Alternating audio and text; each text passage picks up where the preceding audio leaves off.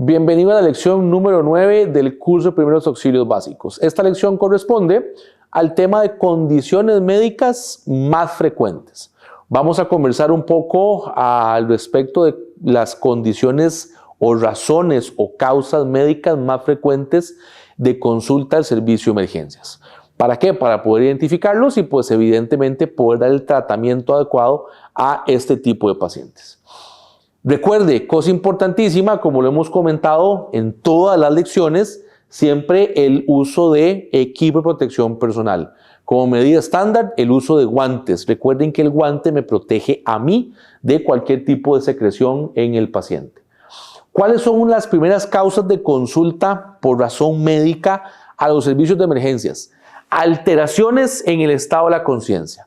¿Y cuáles van a ser estas posibles causas? Esta lista e inclusive más aún.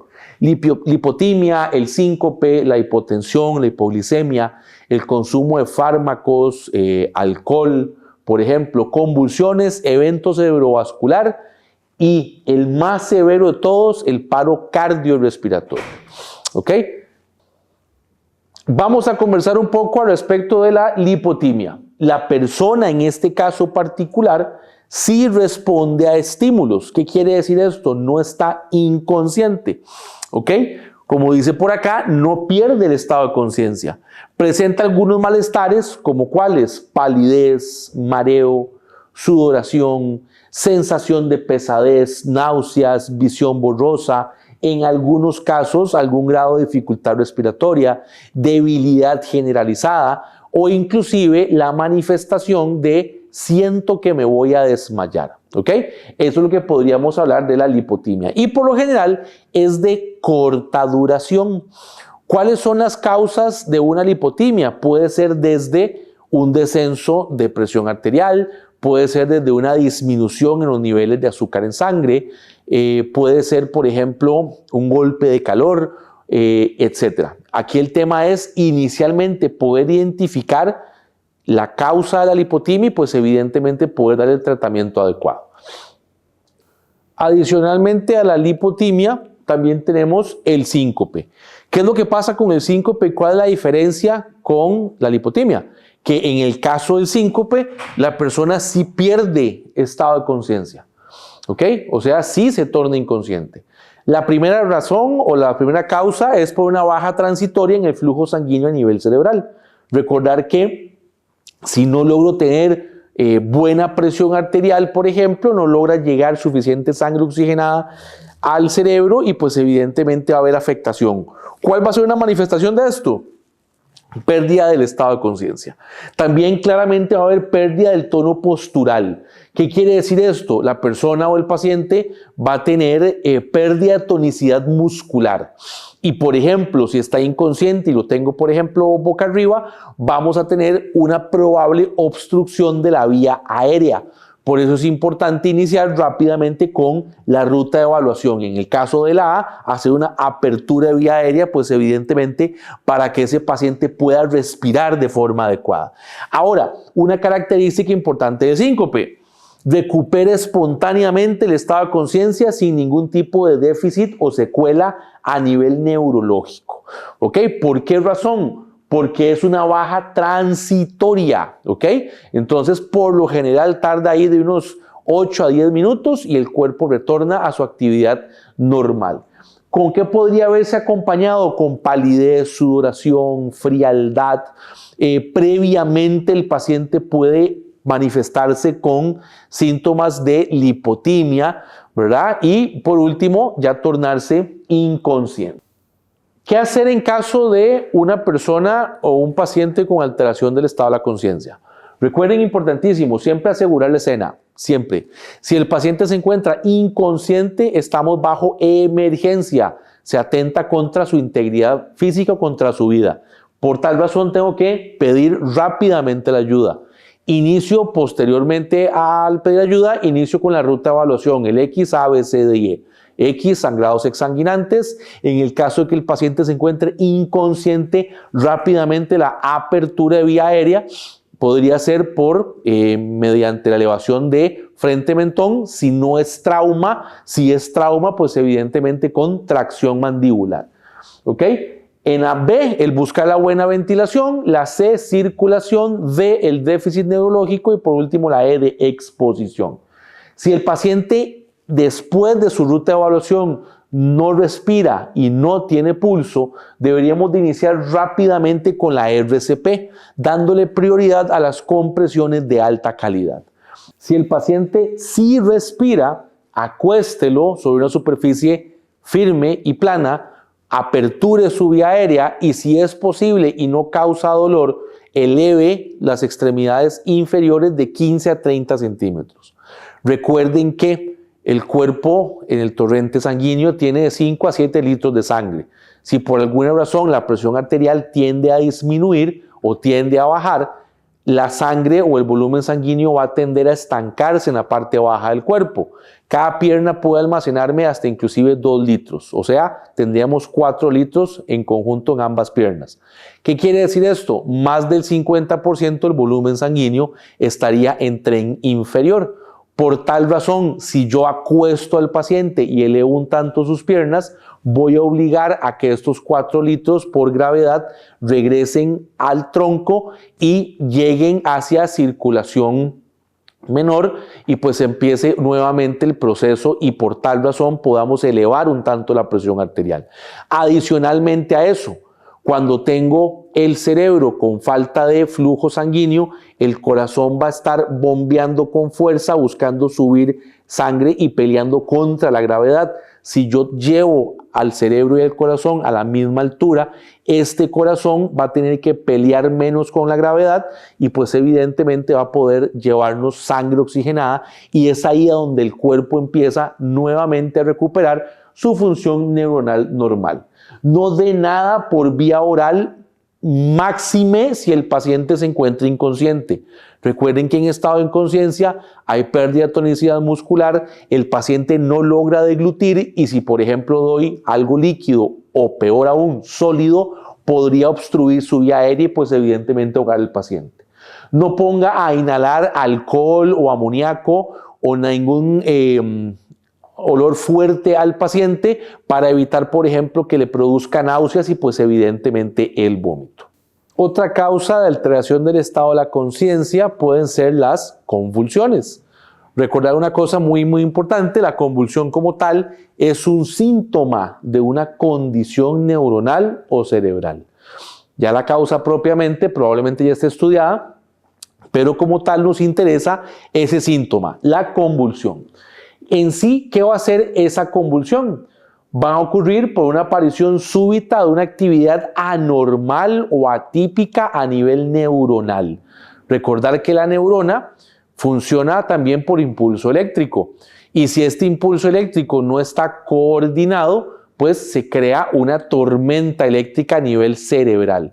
Y si esa tormenta eléctrica se encuentra presente o activa, los movimientos o la respuesta del cuerpo al entorno no va a ser coordinada. De ahí es a donde vienen, por ejemplo, los movimientos involuntarios súbitos, sea por ejemplo de temblor, sea por ejemplo todo el cuerpo, sea por ejemplo una parte del cuerpo o inclusive a nivel facial únicamente o lo que se conocen como las crisis de ausencia.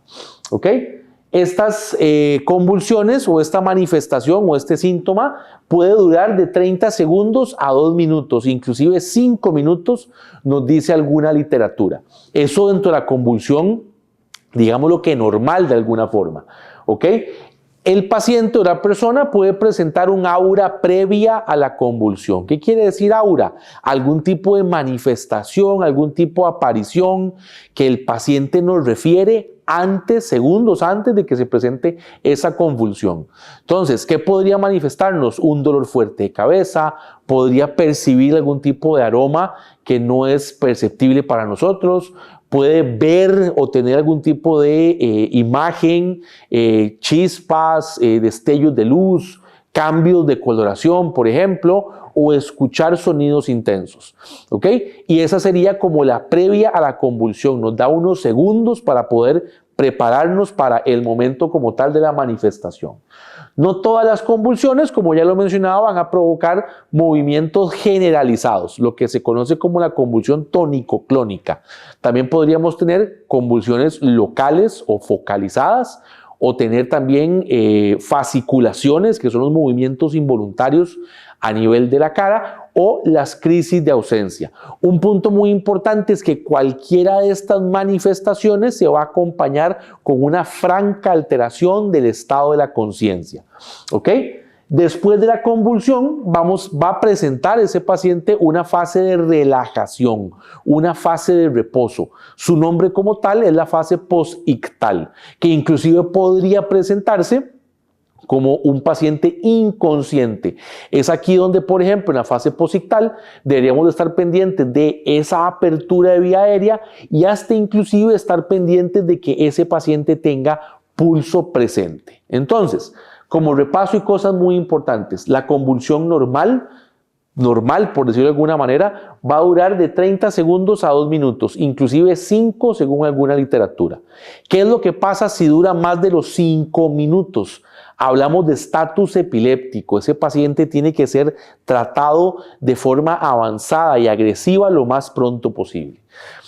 Pero también está la posibilidad de que el paciente dure convulsionando 30 segundos, 1 minuto, haga la fase de relajación o la fase posictal y a los pocos minutos empiece con otra convulsión. Se detenga a los 30 segundos o 1 minuto, haga una fase corta de relajación y empiece nuevamente una convulsión. Esto también sería un estatus epiléptico. Este paciente tiene que ser tratado de forma avanzada y agresiva lo más pronto posible. A más tiempo la persona convulsione, mayor probabilidad de lesiones a nivel neuronal que no pueden ser regeneradas. Entonces recuerden ese punto muy importante. Ahora, ¿cuánto es lo que normalmente puede tardar esta fase de reposo o relajación o la fase posictal? Normalmente puede tardar de entre los 10 a los 15 minutos y la persona recupera su tono de forma espontánea y de forma espontánea regresa a sus actividades normales dentro de lo que ya mencioné que es la convulsión normal. Ahora, puntos importantes. ¿Qué hacemos ante una convulsión? Vean nuevamente, importantísimo, asegure la escena, ¿ok? Colóquele al paciente algo blando debajo de la cabeza. Puede ser una almohada, un almohadón, puede ser un suéter, una jaqueta enrollada o inclusive en el dado caso si no tengo nada para evitar que golpee contra el piso, podría ser inclusive mis manos. Pero punto muy importante es colocar para evitar golpear, no es sujetar firmemente la cabeza a la persona porque podría inclusive lesionarlo. Como dice, por ejemplo, el tercer punto, no sujete fuertemente ninguna parte del cuerpo. Existe un mito que si más fuerte lo abrazo, menos va a convulsionar. Realmente eso no es cierto. Va a convulsionar exactamente igual. Lo que yo podría generar con ese abrazo fuerte es lesionar al paciente. Entonces las recomendaciones son: a nivel de piso, despeje el área y proteja la cabeza para que no golpee, no impacte directamente contra la superficie. ¿Ok? Es un mito que la lengua se enrolla, la lengua no se va a enrollar, no se va a tragar la lengua, puntos importantes, y por tal razón no se debe de meter ningún tipo de objeto a nivel de la boca. ¿Ok? Ni lapiceros, ni cucharas, ni billeteras, ni pañuelos, absolutamente ningún elemento debería de ir a la boca del paciente porque podríamos generar obstrucción de su vía aérea y que ese paciente deje de respirar. Entonces la recomendación, regresamos al primer punto, asegure la escena, coloque algo blando debajo de la cabeza del paciente y permita que tenga su convulsión de la forma más segura posible. Contabilice el tiempo, punto muy importante. Si ya duró más de 5 minutos la convulsión, estamos en estatus. Ya tuvimos que haber pedido la ayuda del servicio de emergencias.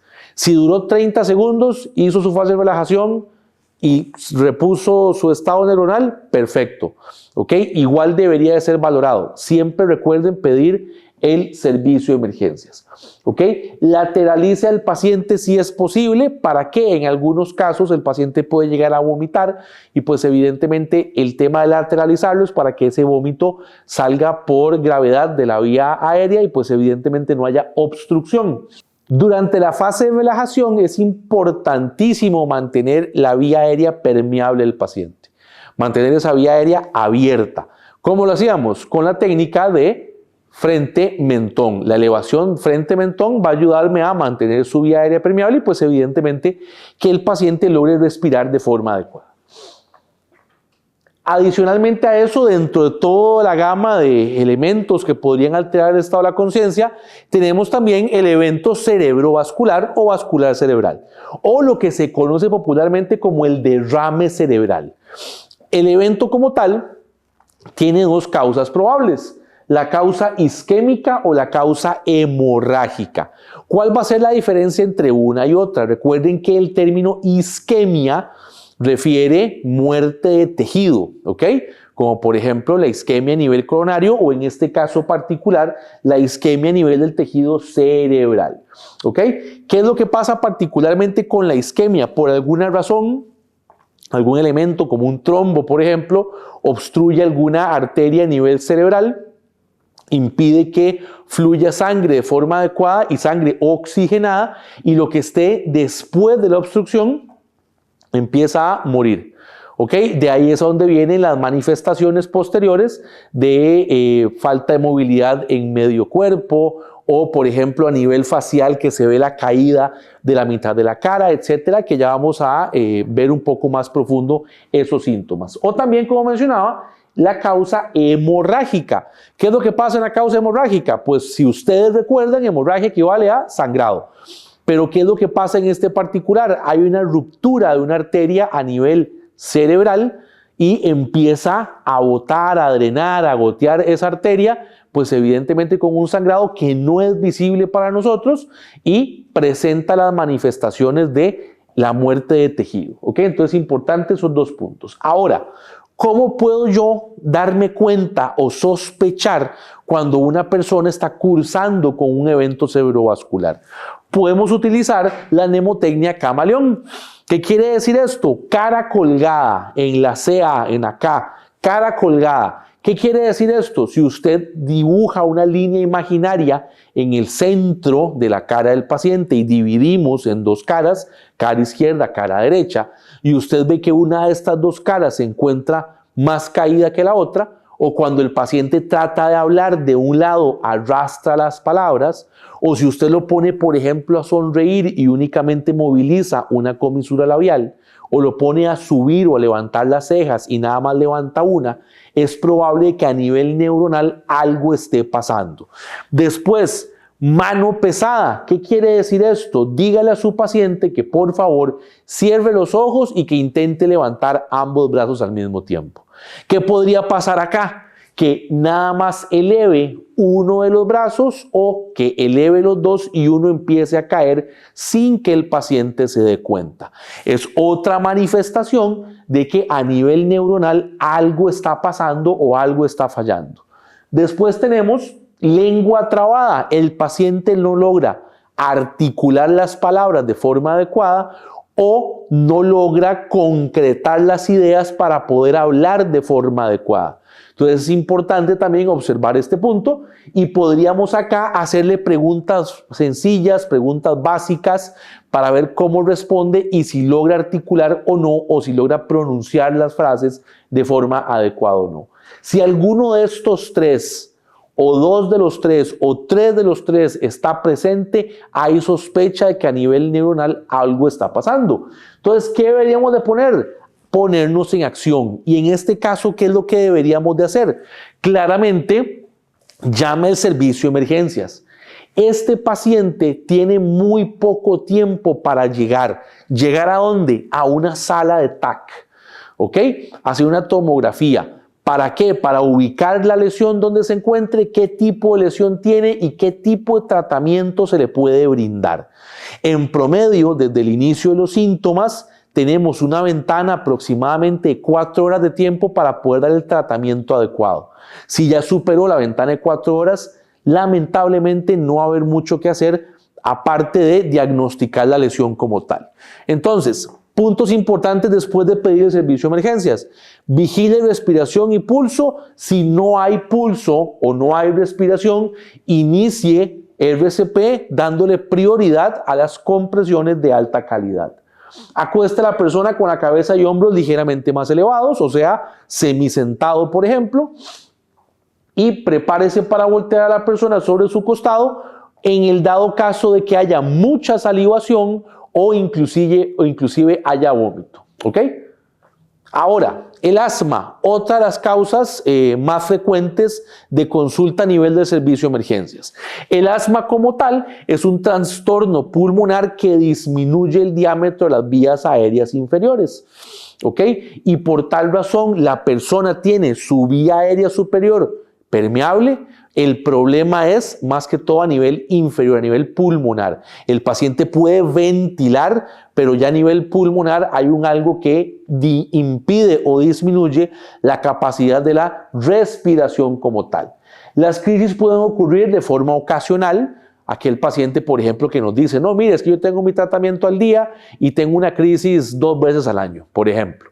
O aquel paciente que es un paciente rebelde, y no rebelde de que no use el tratamiento, sino que tiene una condición rebelde al tratamiento como tal. Cumple el tratamiento al pie de la letra, pero a menudo o frecuentemente hace las crisis. ¿Ok? Este es un ejemplo de la diferencia entre urgencia y emergencia, o aquella urgencia que puede evolucionarnos a emergencia en el lapso de segundos o minutos. ¿Ok? Los síntomas van de leves a graves y pueden poner en riesgo la vida de la persona, claramente. ¿Por qué? Porque lo que está afectado es la vía aérea inferior del paciente y la posibilidad de poder respirar y ventilar de forma adecuada. Ahora, ¿qué podríamos encontrarnos en este paciente con asma? Dificultad respiratoria, uso de músculos accesorios. Recuerden que la caja torácica, aparte de tener el corazón, también tiene los pulmones y adicionalmente a eso los músculos respiratorios, por ejemplo, el diafragma o los músculos intercostales. ¿Qué es lo que pasa en este caso? Cuando respiramos con mucha fuerza, activamos o ponemos a trabajar más de la cuenta estos músculos accesorios y, por ejemplo, se marcan las costillas, se podría marcar un pequeño orificio a nivel de la base del cuello, o que la respiración sea muy abdominal por la fuerza que hacemos al respirar. Puede haber tos persistente, por lo general una tos seca, persistente, necia, incómoda. Sibilancias. ¿Qué es la sibilancia? La respiración va a silbar. El paciente inhala y hay un silbido de fondo, o exhala y hay un silbido de fondo. Esto es porque la vía aérea inferior se está haciendo más pequeña por esa inflamación que está generando la crisis asmática. Entonces la sibilancia sería otro síntoma. Aleteo nasal, que es cuando por respirar muy fuerte las fosas nasales empiezan a moverse, y la cianosis, si recuerdan lo que conversábamos en la parte de la ruta de evaluación, cuando veíamos, por ejemplo, la piel, hablábamos de cianosis, que era equivalente a coloración azul o morada, y que esto equivalía a la falta de oxigenación en los tejidos. Ya si nos encontramos una persona con cianosis y con datos de sibilancias, esa crisis asmática está bastante evolucionada. Hay que empezar a trabajarlo lo más pronto posible. Dificultad para completar oraciones de más de 3 palabras. ¿Qué quiere decir esto? La persona que, por ejemplo, nos dice, mire muchacho, muchacha, es que yo siento que no puedo respirar. Me está dando una oración muy fluida de más de 3 palabras. Pero si el paciente nos dice, es que, viera que siento que no puedo respirar, claramente es una manifestación de que ese paciente tiene una franca dificultad respiratoria. Posición de trípode, persona sentada con el tórax hacia el frente, ambas manos apoyadas en ambas rodillas, buscando que aperturar lo más que pueda la caja torácica a la hora que inhala, lo que se conoce inclusive como hambre de aire. Labios y lechos unguiales con datos de cianosis, que ya lo comentamos un poco, y puntos importantes, coloque a esa persona en un lugar ventilado. Una cosa importantísima, si la persona cuenta con su tratamiento, como por ejemplo los inhaladores, lo tiene en la bolsa del pantalón, en el bulto, en el bolso, etcétera, pídale que por favor lo utilice tal cual se lo indicó el médico tratante. Este va a ser el principio o el inicio del tratamiento como tal. Adicionalmente a eso, el recurso de servicio de emergencias ya viene en camino y pues evidentemente va a poder ser atendido de forma adecuada. Entonces, recuerden cosas importantes. El paciente es asmático, cuenta con alguno de estos elementos. Pídale que por favor utilice su tratamiento tal cual se lo indicó el médico tratante y claramente solicitamos el servicio de emergencias. Entonces, ya cuando hemos identificado que nuestro paciente tiene una crisis, sea leve, moderada o severa de asma, todo va a depender claramente de los síntomas que el paciente presente. Es importante saber qué es lo que debo de hacer o cómo es que debería actuar. Recuerden puntos importantes y como repaso general, ante todo tipo de situación de urgencia o emergencia, donde tenga que interactuar con una persona, debo de asegurar mi escena, sea de forma física, como por ejemplo encontrando peligros potenciales o inminentes, y claramente la parte biológica, que es la colocación, por ejemplo, de guantes. En el caso, por ejemplo, el paciente con crisis de asma, sería muy importante o muy prudente utilizar, por ejemplo, cubrebocas a la hora de la atención. Entonces, importante punto. Siente a la persona levemente inclinada hacia adelante. Recuerden que la persona está con una dificultad respiratoria, está con sensación de falta de aire, inclusive hay literatura que refiere hambre de aire. Este paciente va a ocupar o necesita poder expandir lo más que pueda la caja torácica a la hora de la ventilación. Ya que yo identifiqué que estamos con crisis de asma, porque ya inclusive hice una pequeña historia clínica, es importante saber o recordar que debo de preguntarle antecedentes al paciente, como por ejemplo si es o no es asmático. Llamo al servicio de emergencias porque es muy probable que vaya a ocupar esa ayuda adicional, ¿verdad? Sea por ejemplo médico, sea por ejemplo paramédico, para poder empezar a revertir la crisis como tal o inclusive el transporte a centro médico si el paciente presenta crisis severa de asma. Y el transporte va a ser de forma segura, de forma controlada e inclusive tratándolo de camino hacia el centro hospitalario. Ahora, un punto importantísimo es este: ayude a la persona a usar su propio inhalador. Recuerden que si bien es cierto nosotros o a nivel básico no administramos medicamentos, no brindamos medicamentos, no recomendamos medicamentos, pero sí puedo recordarle a la persona utilizar su propio tratamiento. Ese tratamiento fue enviado por el médico de cabecera, por el médico tratante y por tal razón es nada más un recordatorio. Ahora, un punto muy importante también con la parte del inhalador es la técnica adecuada de la inhalación o la aplicación del mismo. Pídale por favor a este paciente que se encuentra sentado, inclinado levemente hacia el frente, que bote todo el aire que tenga en pulmones. Pídale que coloque el inhalador en la boca, que empiece a inhalar y a la mitad de la inhalación que aplique un puff o aplique una dosificación y que siga pues evidentemente ventilando. ¿Para qué? Para que el medicamento viaje directamente por vía aérea hacia pulmones, que es donde realmente lo necesitamos. Una mala práctica o un error en aplicación es aplicar el puff y después inhalar. ¿Qué es lo que pasa en este caso? Un porcentaje moderado del medicamento queda a nivel de boca y no se aprovecha al 100%. Entonces recuerden, pídale que bote todo el aire. Aplique o coloque el inhalador en la boca, empiece a inhalar profundo y que aplique un puff, ¿ok? Que inhalen profundo, que sostenga por algunos segundos y repita la acción, ¿verdad? Exhale y repita la acción. Una inhalación es importante a la hora de la crisis severa de asma porque nos va a ayudar a empezar a revertirla mientras va llegando el servicio de emergencias. Ahora, ¿cuántas veces podríamos aplicar los puff? La recomendación es de 2 a 3 en rescate. Entonces, un punto importante hasta ahí. Ya esto con la parte del paciente asmático. Ahora, dentro de lo que podríamos encontrarnos, dentro del primer auxilio básico, estará la atención de intoxicaciones, sea por inhalación, sea por contacto, sea por ingesta. ¿Ok?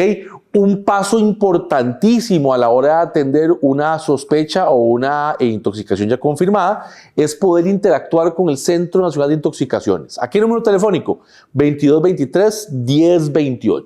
¿Qué es lo que va a pasar ahí? Un especialista en la materia de intoxicaciones nos va a contestar el teléfono, es una línea 24/7, y con base en la información que le brindemos del producto, sea por su marca comercial o su derivado químico, nos va a poder decir con base en una lista, en una base de datos actualizada, nos va a poder decir qué podemos hacer e inclusive qué no debemos de hacer con este paciente, ¿ok?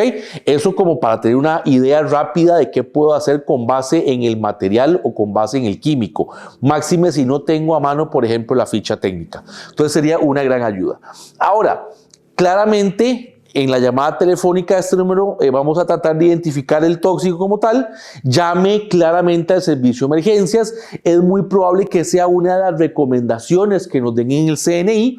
Si la persona está inconsciente, recuerden que todo paciente inconsciente es importante hacerle apertura vía aérea para que pueda respirar de forma adecuada. No provoque el vómito, punto muy importante. Si la persona vomita por sí sola, pues claramente buscamos que defienda la vía aérea, buscamos de que no vaya a tener ningún tipo de atragantamiento, pero yo no voy a provocar o a decirle, por ejemplo, que introduzca sus dedos en la boca para vomitar.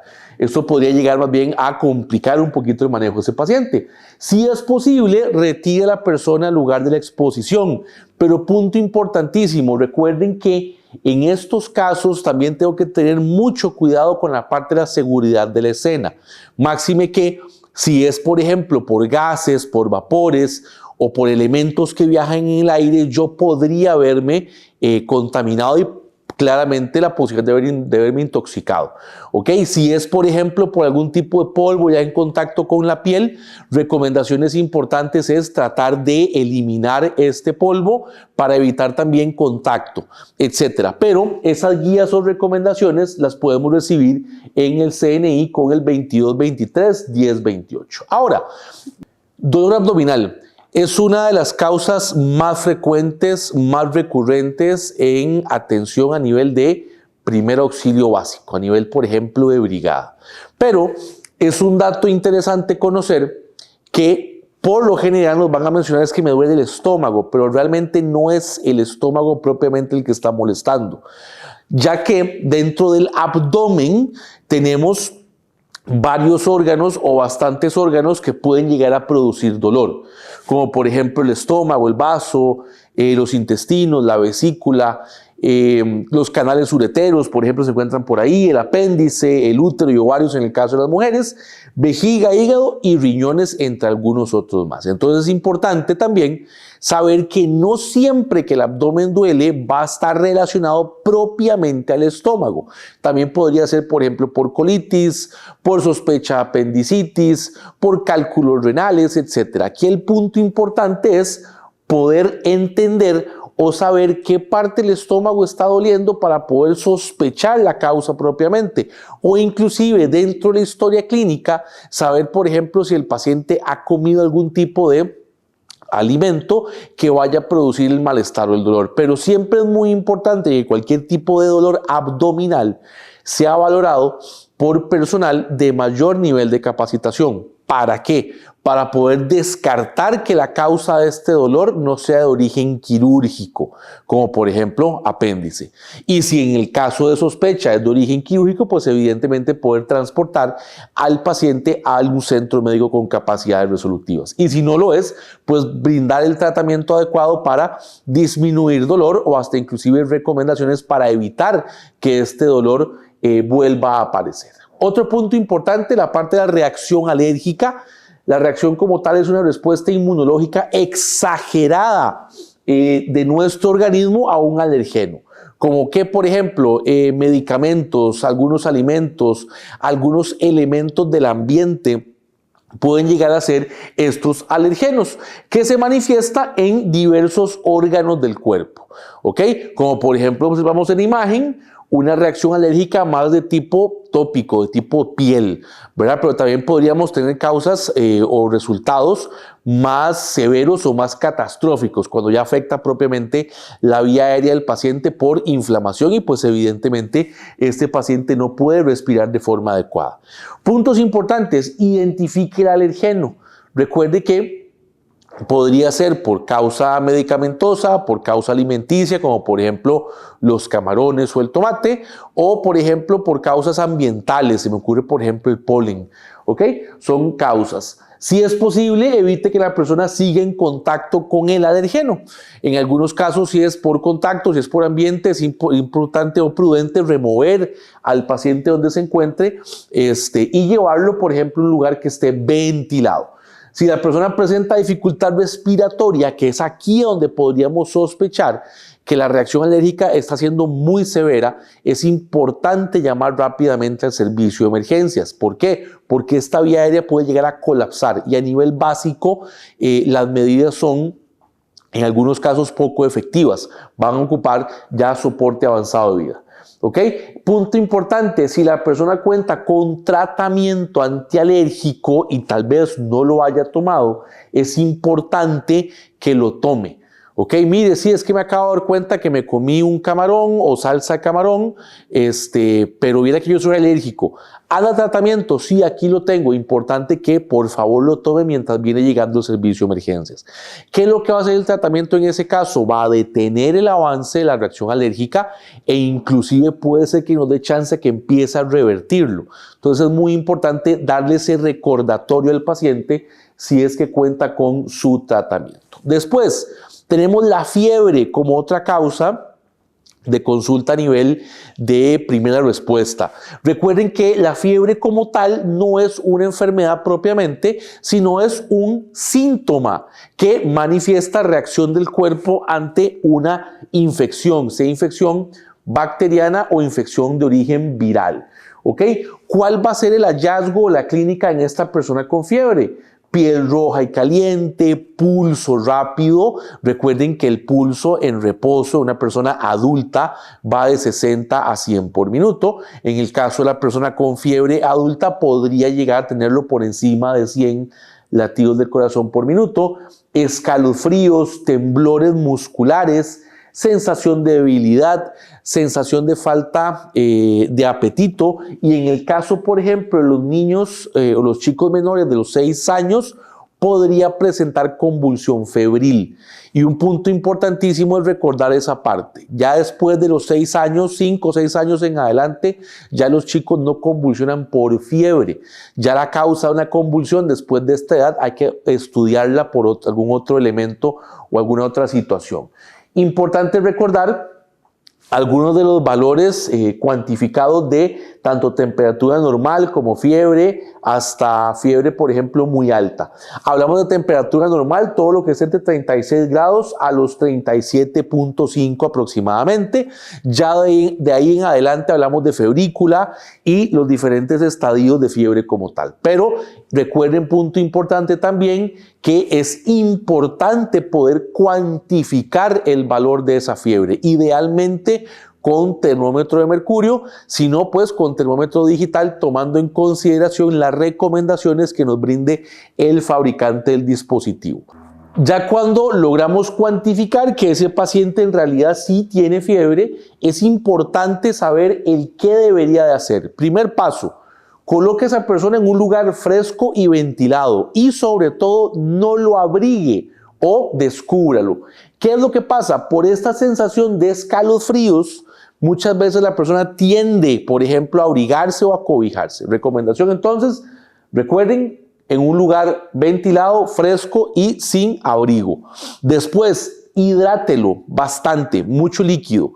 ¿Qué es lo que pasa? Como termorregulación, el cuerpo empieza a eliminar fluidos, por ejemplo con la orina, por ejemplo con el sudor. Entonces, importante la parte de la hidratación. Después, y punto importante, aquí viene como la piedra angular del manejo básico de la fiebre: coloque compresas de agua a temperatura ambiente, eso sí, a nivel, por ejemplo, de frente, debajo de las axilas, tórax, abdomen, a nivel, por ejemplo, de las ingles, piernas y demás, buscando cubrir algunos puntos importantes del cuerpo, idealmente todo en conjunto. ¿Para qué? Para buscar un intercambio de temperaturas. ¿Qué es lo que va a pasar con las compresas frías? El cuerpo va a absorber la temperatura de la compresa y pues la compresa va a encargarse de absorber la temperatura del cuerpo. Entonces, con esto vamos a empezar a disminuir bastante o radicalmente esta temperatura, ¿ok? Punto importante también, consulte ya a nivel médico por algunos medicamentos antipiréticos, ¿verdad? Aquel medicamento que nos va a ayudar a descender la temperatura de la persona. Pero como medida externa muy efectiva, utilizamos las compresas. Ahora, ¿qué pasa si la fiebre se torna persistente? Logramos disminuir la fiebre, pero ya una hora después nuevamente inició la fiebre. Habría que consultar o valorar en búsqueda de focos de infección, por ejemplo, bacteriana, y ver la necesidad de que el paciente sea recetado por parte de un médico con medicamentos antibióticos, pero el antibiótico se lo manda únicamente el médico que lo vaya a revisar. Punto importante ahí. Ahora, dentro de también los elementos que podríamos encontrarnos dentro de una atención básica a nivel, por ejemplo, de brigado, primera respuesta, está la posibilidad de una hipoglicemia. ¿Qué era la hipoglicemia como tal? Va a ser una emergencia. Recuerden que la emergencia es cuando se afecta directamente o se atenta directamente contra la vida de la persona, ¿ok? Donde por alguna razón los niveles de azúcar bajan de forma excesiva o radical o en algunos casos descontrolada. Recuerden un punto muy importante, que la neurona va a trabajar gracias a dos elementos importantes que son el oxígeno y el azúcar, que esos son transportados por la sangre a nivel del cerebro para poder mantener el metabolismo de forma adecuada y la función neuronal normal. Entonces, ¿cuáles son causas o algunas causas frecuentes del por qué una persona puede hacernos una hipoglicemia, un descenso de niveles de azúcar? En el caso, por ejemplo, del paciente diabético que utiliza insulina inyectada como parte de su tratamiento, podría ser a raíz de que utilizó más insulina de lo que le corresponde. Pasa mucho, por ejemplo, con el adulto mayor cuando olvida si se aplicó ya el tratamiento o no, ¿verdad? Ya se inyectó en la mañana, pero se le olvidó y se inyecta nuevamente. ¿Qué es lo que está haciendo con eso? Duplicando la dosis de insulina, que la insulina va a ser un elemento o una hormona que se va a encargar de transportar esa azúcar en la sangre. Entonces, ¿qué es lo que pasa? Que si tengo muchos métodos de transporte, voy a consumir más rápido el azúcar y por ende va a iniciar a descender.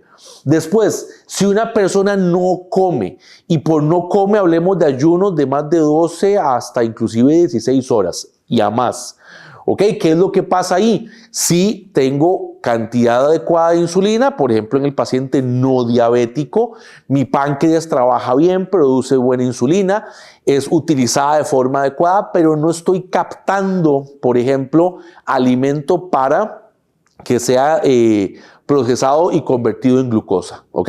Entonces, si no tengo la glucosa, pues evidentemente no tengo que transportar y empiezan los descensos de azúcar en sangre. La persona que también, por ejemplo, se sobreejercita, ¿ok? Recuerden que la glucosa es como decirles el combustible del cuerpo. Si yo empiezo, por ejemplo, a ejercitarme, pero entreno más fuerte o más duro o tiempos más prolongados de la cuenta, voy a empezar a captar de forma acelerada o a consumir o a metabolizar de forma acelerada esa glucosa y en algún momento va a empezar a disminuir o inclusive se va a agotar. Entonces, importante en la parte del ejercicio recomendar siempre hidratación y pues evidentemente buena alimentación. Y si el paciente tiene vómito y o diarrea, ¿ok? Pasa mucho, por ejemplo, en el paciente adulto mayor, pasa mucho en el paciente pediátrico. Más que todo porque tienen un poquito más de dificultad para expresar o inclusive dificultad para poder captar nuevamente lo que estamos perdiendo por el cuadro de vómito y diarrea. Recuerden que una persona que tenga más de 5 vómitos o 5 diarreas o la suma de ambas sean más de 5 en menos de una hora, ese paciente tiene que ser tratado de forma un poquito más agresiva a nivel, por ejemplo, centro hospitalario. ¿Para qué? Para evitar deshidratación y por tal razón también evitar disminución en los niveles de glicemia. ¿Ok? Ahora, ¿qué busco o qué podría encontrarme yo ante una posible hipoglicemia? Punto importante, alteración del estado de la conciencia. ¿Por qué se altera? Porque la neurona empieza a fallar porque no tiene los niveles de azúcar adecuados. Recuerden que la neurona es muy susceptible al descenso de azúcar. Capacidad para deglutir, el paciente empieza a perder esa posibilidad de tragar o de defender su vía aérea. Por eso es muy importante que si el paciente se torna inconsciente, hagamos apertura de vía aérea, por ejemplo, con elevación del mentón. Podríamos encontrarnos una identificación o algún tipo de pulsera o collar que identifique al paciente como diabético, máxime si el mismo se encuentra inconsciente. El inicio de los síntomas va a ser súbito. La persona puede presentar mala coordinación o torpeza, por ejemplo, en la marcha o en las acciones. ¿Por qué? Porque neurona está sufriendo esta ausencia de niveles de azúcar. Ira, mal humor, y aquí es donde viene la explicación del por qué nos da la famosa chicha de hambre. ¿Ok? Es una forma donde el cuerpo me está avisando que los niveles de azúcar están descendiendo y por tal razón debo de captar alimento lo más pronto posible. Palidez, frialdad, sudoración, esa hambre súbita, ¿ok? Temblor, agitación y en casos muy severos, la posibilidad de que el paciente vaya a convulsionar. ¿Por qué va a convulsionar? Porque la neurona está sufriendo y está avisándome de que estamos en niveles bajos críticos de niveles de azúcar en sangre. Ahora, ¿qué podríamos hacer a nivel, por ejemplo, básico? Si el paciente se encuentra consciente, aquel paciente consciente, alerta, que defiende su vía aérea, que tiene la capacidad para deglutir o tragar, podríamos administrarle, por ejemplo, azúcar. Una recomendación es agarrar un vaso con agua, medio vaso con agua, perdón, echarle bastante azúcar, evidentemente agitarlo y empezar, por ejemplo, a tomarlo. También podría ser, por ejemplo, jugo de naranja, refrescos gaseosos regulares, eso sí, para tener una cantidad adecuada, una cantidad lo suficiente para poder revertir el estado de hipoglicemia. Un vaso de 150 ml de una bebida gaseosa regular tiene en promedio 24 gramos de azúcar. Entonces una carga bastante importante, bastante buena para poder revertir. Un punto importante también es que si yo logro administrar esta carga de azúcar, es probable que el cuerpo la metabolice muy rápido. Entonces es importante que apenas demos la carga, el paciente empiece a sentirse mejor, debe de ir a comer lo más pronto posible. ¿Para qué? Para que mantenga los niveles de azúcar normal y pues evidentemente los síntomas vayan desapareciendo y pues claramente estabilicemos esta hipoglicemia de forma básica. Ahora, ¿qué pasa si el paciente está inconsciente? En el caso de que esté inconsciente, recuerden que va a haber afectación en vía aérea, por tal razón no va a poder deglutir, no va a poder defender su vía aérea, entonces no es recomendable darle algo vía oral. Mire, pero ¿qué es líquido? Indiferentemente sea líquido o sólido, no es recomendable darle nada vía oral. Entonces, mantenga la apertura de la vía aérea, claramente llame rápidamente al servicio de emergencias, el tratamiento, el manejo va a ser un poco más agresivo, ¿ok? Y esté pendiente a que el paciente mantenga respiración y pulso de forma adecuada. Recuerden que en paciente inconsciente buscamos pulso a nivel de cuello, a nivel carotidio, y en el caso de que el paciente esté inconsciente, tengo que observar su tórax para observar la ventilación y poder confirmar que se mantenga respirando. Otro punto o otro dato importante en la parte de la atención es el dolor de pecho. Con el tema del dolor de pecho es importante entender o poder saber si el dolor viene de origen cardíaco o de origen no cardíaco. La mayoría de las consultas a nivel de servicio de emergencias son dolores de pecho de origen no cardíaco, pero la única forma de poder comprobarlo es con valoración, es con toma de signos vitales, es con electrocardiograma y en algunos casos con exámenes de laboratorio. Por tal razón es muy importante que si usted está atendiendo un dolor de pecho, también vaya tomando en consideración la posibilidad de alertar o llamar al servicio de emergencias. ¿Cuáles son causas de origen no cardíaco, por ejemplo? La costocondritis, que es la inflamación de los cartílagos entre las costillas o las parrillas costales. Claramente al respirar profundo va a haber molestia o dolor y es ahí donde algunas veces nos mencionan, mire, es que no puedo respirar porque me duele. ¿Ok? Entonces es muy probable que venga por ese origen.